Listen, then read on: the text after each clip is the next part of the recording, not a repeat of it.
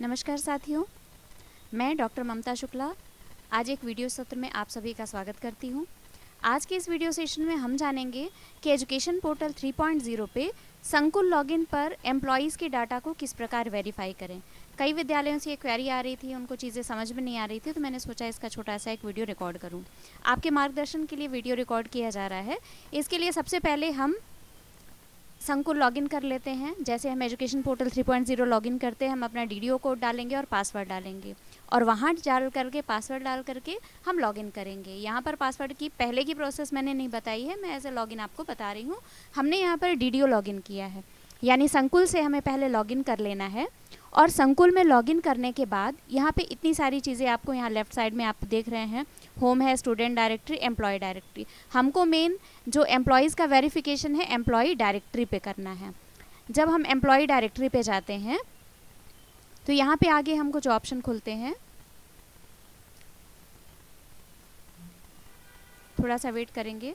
हाँ, employ directory पे आने के बाद ये दो ऑप्शन हमें खुलेंगे, एम्प्लॉय डायरेक्टरी और एम्प्लॉय रिपोर्ट। हमें ऊपर वाले ऑप्शन पे एम्प्लॉय डायरेक्टरी पे जाना है। यहाँ पर तीन ऑप्शन हैं, एम्प्लॉय वेरिफिकेशन पीडीएफ, ई सर्विस बुक अपडेट और OIS वाइज एम्प्लॉय डाटा। हमें ये तीसरे नंबर वाले ऑप्शन पर क्लिक करना है।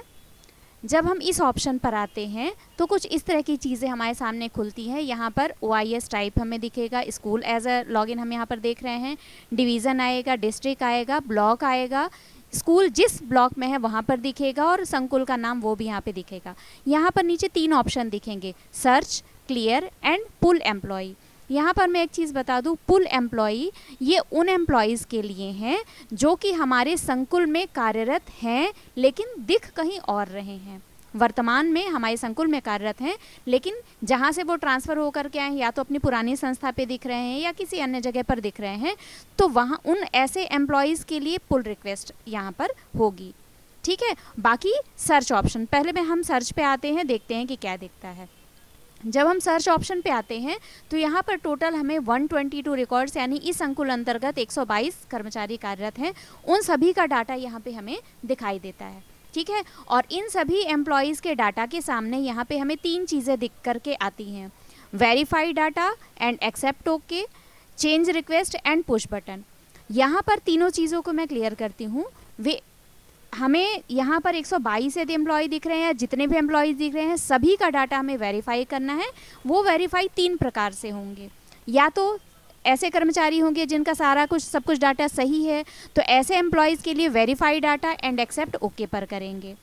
ऐसे एम्प्लॉय जिनके डाटा में कोई चेंज है, कोई परिवर्तन है, जैसे उनका उच्च पद प्रभार हुआ है या कुछ पैनल का संशोधन है, कुछ भी ऐसी चेंज है जो इनको मतलब वर्तमान ज्वाइनिंग डेट में भी यदि कोई चेंज है, वर्तमान पदस्थापना में, तो यहाँ पर आप चेंज कर सकते हैं, चेंज रिक्वेस्ट डाल सकते हैं।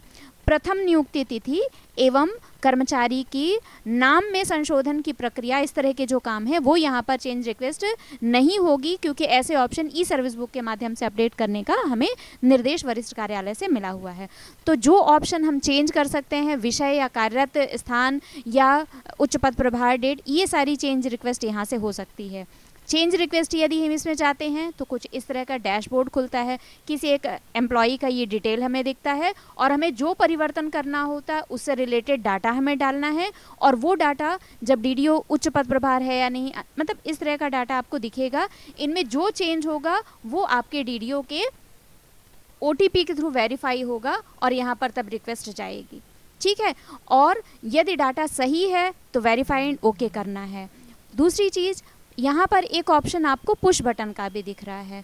पुश किसके लिए है? पुश ऐसे एम्प्लॉयज़ के लिए है जो वर्तमान में आपके यहाँ दिख रहे हैं लेकिन कार्यरत कहीं और हैं, जो दूसरे संकुल में कार्यरत हैं, उनके लिए ऑप्शन दिया गया है पुश रिक्वेस्ट का। संकुल से बाहर हमको जिनको भेजना है उनके लिए पुश रिक्वेस्ट है। ठीक है, तो पुश वाले कॉलम में जब आप इस बटन पे क्लिक करेंगे, जहाँ वो गए हैं उनका डिटेल यदि मालूम है तो एम्प्लॉय की यूनिक ID के साथ पुश रिक्वेस्ट यहाँ से जाएगी। तो इस तरह से तीन ऑप्शन वर्क करेंगे। और यहाँ पर पुल एम्प्लॉय के बारे में बता दूँ, ऐसे एम्प्लॉय जो यहाँ पर कार्यरत नहीं, किसी अन्य जगह पर कार्यरत हैं और वर्तमान में मतलब हमारे यहाँ कार्यरत है लेकिन दिख कहीं और हैं, तो यहाँ पर यूनिक आईडी डालेंगे, सर्च करेंगे, उनका डाटा दिखेगा, आवश्यक जो दस्तावेज हैं वो आप उनके अपलोड करेंगे यहाँ पर, तब वहाँ पर क्या होगी, पुल रिक्वेस्ट इनकी हो जाएगी। तो इस प्रकार ये बहुत छोटा सा काम है जो हर संकुलों को करना है। जब संकुल वाइज क्या होगा, जब ये काम पूरे हो जाएंगे, यहाँ पर चेंज रिक्वेस्ट वाले जितने आवेदन हैं वो सारे आवेदन आगे फॉरवर्ड होंगे बीओ को, और बीओ जब उसे वेरीफाई करेंगे तब वो डीओ लॉगिन पर आएगा। तो सभी संकुल प्राचार्य से मेरा ये रिक्वेस्ट है, अनुरोध है कि अपने संकुल अंतर्गत कार्यरत सभी कर्मचारियों के डाटा को वेरीफाई कर लें। जितने परिवर्तन वाले हैं, जो चेंज वाले हैं, उनकी 1 प्रति दस्तावेज नस्ती सहित अपने बीओ केंद्र में विकासखंड कार्यालय में सबमिट करें, ताकि विकासखंड कार्यालय बीओ ऑफिस से उन डाटा के आधार पर ये जो चेंज रिक्वेस्ट है उसको आगे फॉरवर्ड किया जा सके।